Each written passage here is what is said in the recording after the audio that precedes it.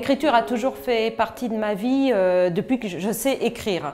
Alors j'ai le souvenir enfant d'avoir rédigé des petites histoires avec des dessins à côté. Je crois que ma mère les a gardés d'ailleurs.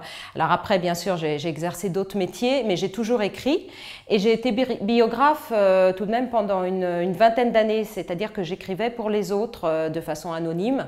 Pas forcément en vue d'une publication, c'était parfois des petites grand-mères qui souhaitaient transmettre à leurs enfants, leurs petits-enfants, leurs souvenirs. J'ai fait ça très longtemps et puis un jour j'ai ressenti une certaine frustration forcément qu'un roman ne paraisse pas sous mon nom. Et là j'ai commencé à écrire pour moi. Alors j'ai une passion pour l'histoire, l'histoire avec un grand H. Donc la plupart de mes romans ont un arrière-fond historique.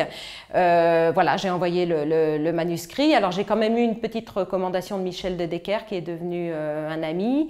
Et c'est parti comme ça en 2009 jusqu'à aujourd'hui.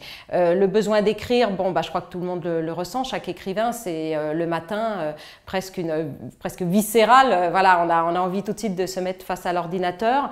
Mes petites manies, moi il me faut du silence, j'habite la campagne, il me faut du silence, du calme et j'écris plusieurs heures par jour et c'est une passion. Alors j'écris pas du tout dans la souffrance. Moi, ce discours un peu de dire que chaque mot est arraché dans la souffrance, franchement, si je souffrais en écrivant, j'arrêterais d'écrire, tout simplement. C'est un bonheur complet.